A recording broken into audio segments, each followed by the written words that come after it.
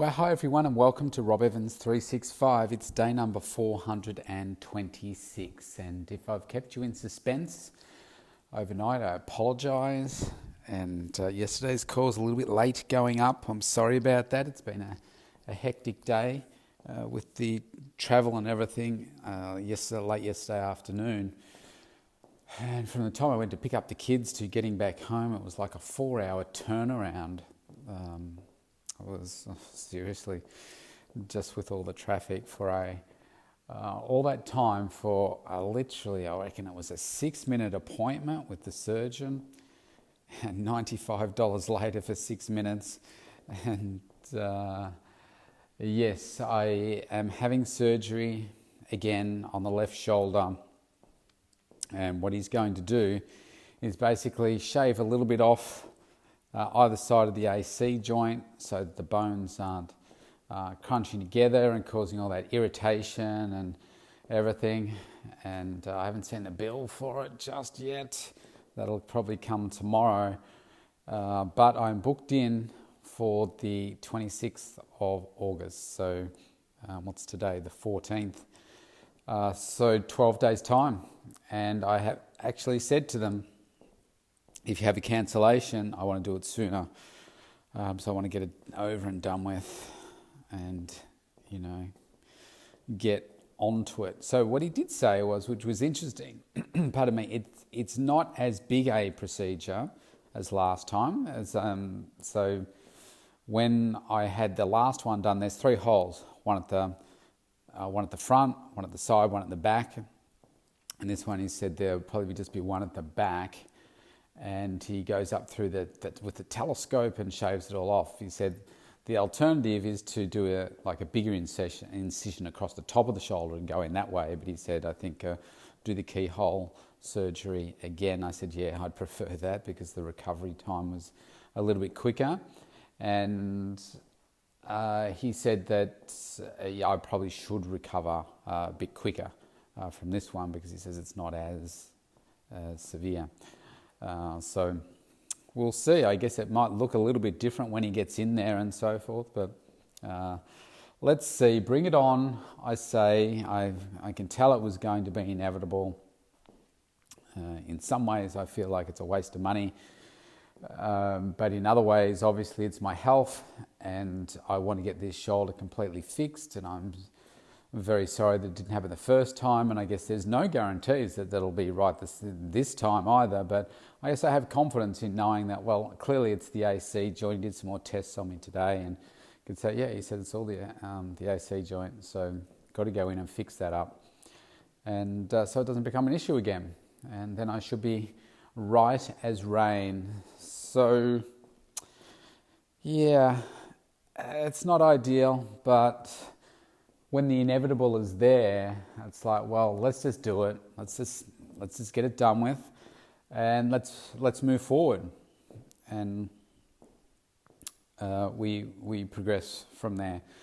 I mean, I've been psychologically preparing myself for it for a few weeks now. In fact, probably a month, because I thought, you know what, I think this is going to be the case because of the other things I was feeling through my body, and the time has now come to say, okay, do it. Let's repair and move on. So I'll be at the same hospital, same surgeon, and look, I have faith in him. The hospital's great. They take really great care of me, and it'll be over before I know it, and we'll get to the end of the year, and hopefully by Mega Success in November, I'll be feeling really good. I've got some big travel coming up in September, so it will be, that's the 26th, in fact 2 weeks after that. I'm doing quite a bit of travel actually, up to Gold Coast and then to Sydney the week after. So hopefully it's good enough there that I can travel okay with it. So yeah. That's the upshot of the discussion with the surgeon. It's back in. I'll do some more posts on Facebook and stuff to keep you up to date as to what's going on, how I'm feeling, Obviously, you'll hear it here as to how I'm feeling about it. You can probably tell in my voice that I'm not thrilled about it, obviously, but the time has just come, and this is what needs to be done to fix it. So we do whatever it takes. And I guess that, there's no chance that I will not have, I would not have had it done. Obviously, I have the choice to not do it, but I'm saying, no, let's do it because I want to be 100%. Because I've got a lot of living left to do, and I don't want to be in this pain that I'm in. And it's not debilitating pain. It's just it's the functional stuff. I want to be able to train. I want to be able to push myself, and have my body show the results, and not have any limitations of anything that I do. I'm building that right shoulder back up after a couple of years. I want to be able to do the same thing with the left. That's where it's at. So I'll go through a stage where obviously I'm not going to be doing what I did last time in terms of the road to 600. I think perhaps I need to just move that on, get that out of my head. I'll do a post on social media, maybe a live thing or something tomorrow about road to 600 and the surgery, and the fact that, I think my days of heavy lifting are going to be over for maybe a year or at least, so that I can repair it properly, and before I start, going down that path again. It's just not worth it. We don't know whether what I did is what's caused the issues, but certainly don't want to risk it again. Can't keep afford having these types of surgeries on my body. That's that. Now, something interesting happened yesterday. I had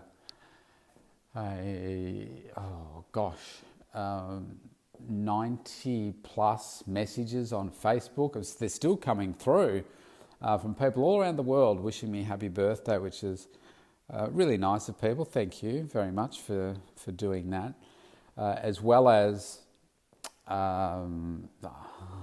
email. I think I've got a couple of emails, but LinkedIn messages, text messages, Facebook Messenger, Instagram as well. I mean, it's very nice to get all those well wishes, so thank you.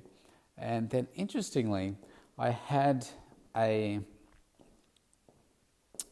happy birthday message for somebody that had a twist in it, and it was from I since found out because I sent the details to him, but a message from one of JT's haters, and apparently JT has a stalker, and he doesn't reveal certain information about like mega success, celebrities and all that kind of stuff, because he's got stalkers that are coming after him, or one stalker in particular.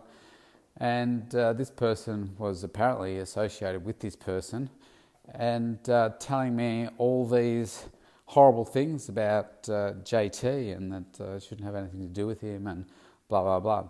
And so I sent some messages to JT, and I said, "Man, I'm so sorry that you have to deal with this." Actually, I said, "I'm so sorry that you have to deal with these clowns." It's just really disappointing, isn't it? That I guess the more successful you become, there's always people that want to bring you down, and that's really, really disturbing. It's a sad state of affairs, isn't it? I mean, people's perceptions is their reality, and all I can do is reflect from my own personal experience in the coaching with JT, and that is, I'm very thankful to have him in my life, and I wouldn't be as successful as I am right now if it wasn't for him. I wouldn't be doing the things that I'm doing now if it wasn't for him. And you'd never meet a nicer, more loyal person in your life, I don't think, than JT. Whether you agree with his approaches and that kind of stuff, I think there's a few different sides to him when you get to know him. And I only know him at one particular level, I suppose. A couple, I suppose. You see a couple of different sides of him. But most people don't get to see that side. And I think if these people did, then they would change their perspective. because people have multiple sides, don't they? It's sad that people are happier to throw mud from a distance, bring people down, than try and do things to support and lift people up. It's just disappointing. So I got bought into that yesterday. It's like, man, I don't even know who you are.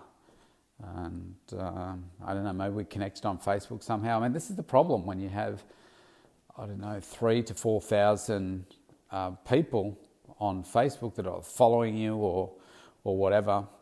You really don't know who's who, and you only see what's on a profile. You don't really know the real person. Sometimes you don't even know whether it's a real profile. I have a couple of rules these days where I don't accept any friend requests unless we have at least 100 plus mutual connections.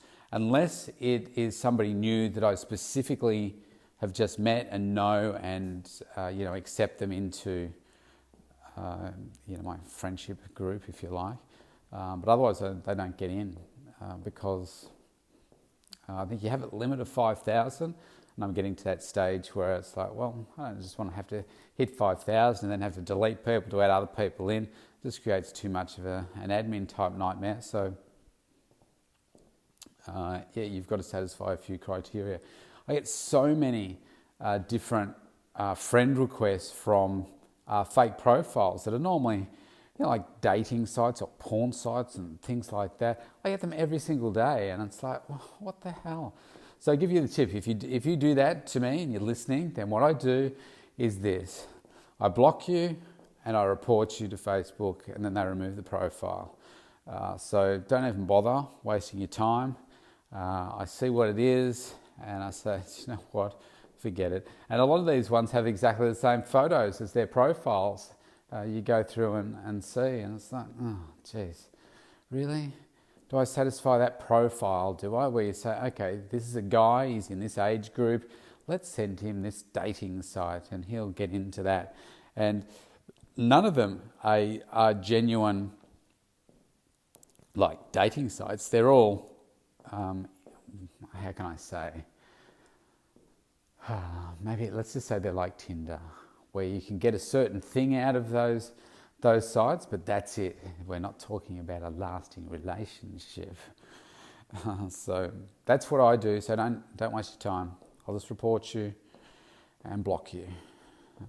It's sad that we have to do that, but that's what I did to this character. I just blocked them from my profile. Blocked them from communicating with me. And, that sort of rubbish stops. Now, can they do it on Instagram? I don't even know how to block people on Instagram, but I assume you can. They can hunt you down that way and do it that way. But life's too short for that, man. Just let it go. Let it go and go and do your own thing. Just forget about that. And look, I've got a few haters out there, but I try not to lose any sleep over them. All this stuff is them. It's not you. It's all about them, and it can be unpleasant. The ones I've been involved with have been really unpleasant. They make you feel uncomfortable for a period of time, and then it's like, do you know what? It's not about me. It's about them, and if they're going to live their life that way, then that's on them, not you. Despite what they say and how they hold you responsible for certain actions or inactions or whatever. At the end of the day, it's not you. You know who you are. The people around you know who you are and what you stand for. So there's no need to get bogged down by negative people that don't see you for who you really are and what you really do. I just want to take things either out of context or a few things here and there and just make up these stories in their head about you and what impact you've had on their life. It's really sad. But anyway, that's enough about that. Let's not waste any more airtime over that. I guess main thing I wanted to get through to you today was obviously let you know where I am with my shoulder and what's going to happen.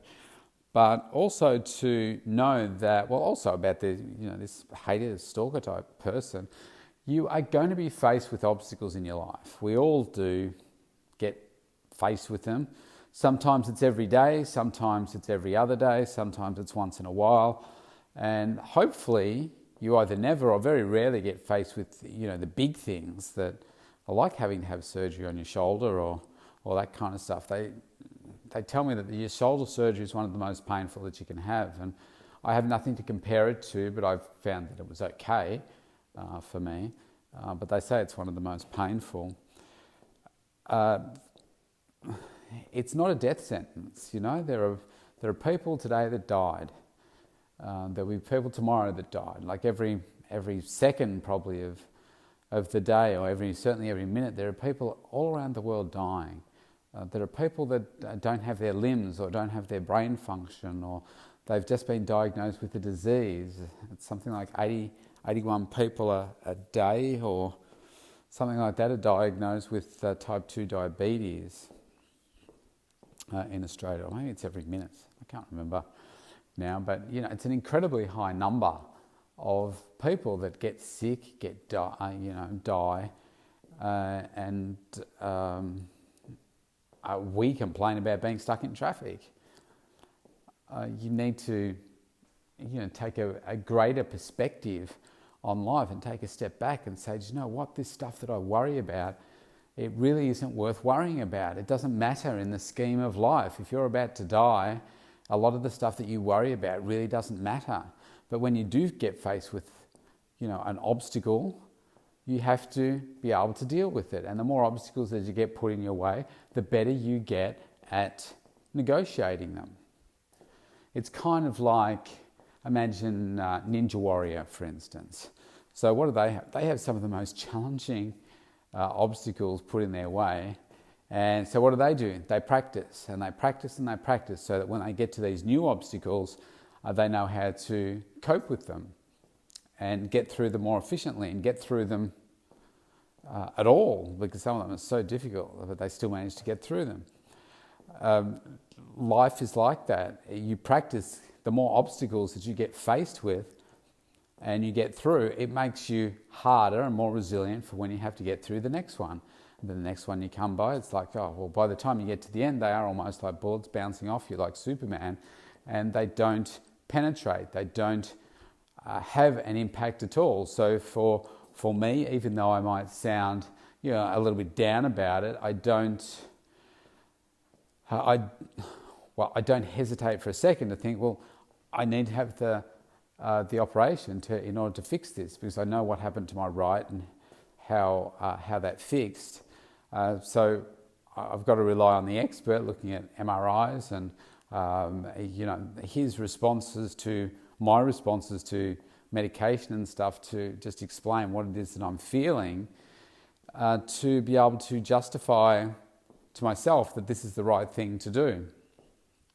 So that's why I said, let's do it. He said, when do you want to do it? And I said, as soon as possible. And he said, the 26th. I said, you got anything sooner? I'll come to this hospital. We were met at a different hospital today. He said, no, that's the earliest I can do it. But he said, we do get cancellations as people get sick. So he said, we'll put you on a waiting list. And if we can do it earlier, we'll do it earlier. I said, okay, that sounds good to me. So I look at it that way. It's just a delay in what it is that I want to achieve for myself. It's not a denial of what I want to achieve. It's just a delay in being able to achieve it due to these circumstances. And you could say, oh man, that's devastating. You've been working so hard for the last 8 months in rehabilitating it, and now you've got to start all over again. I say, well, yeah, thanks for reminding me. This is what I tell myself, but it doesn't make me hesitate for a second to think that, well, I can just keep doing what I'm doing. It's like, well, no, I want my body in the right shape. And this is just something that I have to deal with. And you know how quickly time passes. I mean, to think that it was 8 months ago, in some ways it feels like a lot longer than that since I had the surgery, because time just goes by so quickly, doesn't it? So, I'll be back to normal or better than normal before I know it. And you know what the irony is right now? The shoulder is in actually a little less pain depending on what it is that I'm doing, and there's less crunching, which is really interesting. I did I pushed myself yesterday with a back and shoulder workout, and it's interesting that a lot of the crunching is now stopped. Why do you think that is? Well, what's happening? The inflammation is coming back. There's more fluid accumulating, which is stopping the crunching. So it's due to inflammation. It's only when I took the steroids and everything came down that reduced the swelling, and that's when the crunching started to occur. So depending on, so I'm lifting up my shoulder right now, and that really hurts quite a bit. But yeah, it's interesting what the body does. It's interesting how you get the swelling and so forth to cause one thing, but fix another thing. So, I think you've just got to tackle these obstacles head on. Don't be scared of them. Don't be fearful of them. Just tackle them, deal with them in a logical way, deal with them in a way that's going to serve you well. Don't deal with them with emotion and frustration and anger. Deal with them in a logical way. Step away for a moment if you need to, almost like you're stepping outside yourself and looking back in and saying, okay, so what should I be doing? Is this the right thing for me or not? Am I handling it the right way? How could I handle it better? How do I keep moving my life forward and still be successful and a high achiever in what it is that I want to do? And as you do that, you find that these obstacles become smaller and smaller, become less of an issue than you actually think. And I think it empowers you to become better next time that you do it. And you'll always learn from these things. So what would I learn from this one? Well, I'm not going to try and do the Road to 600 again after my next operation, because we don't know exactly whether it had an impact, but I'm not going to take any chances. And I'm not going to try and lift the heavy weights like I did. So you just live and learn. I've got a good mindset about it. I'm determined to get this fixed. I will have it fixed, and I'll be back to normal before you know it. So that's my message for you today. Don't let the obstacles stop you. You'll move them out of the way. I say to my clients, you may be faced with something that you don't know how to deal with, some sort of obstacle. But even though you may not know, I said, this is why you're part of my family. This is why we coach you. We will find some way through it, some way around it, over it, under it, whatever way we will find a way. There is always a way to deal with it. You just may not know what the answer is right now, but we will help you get there. Have a great day, whatever it is that you're doing, and I will speak to you tomorrow.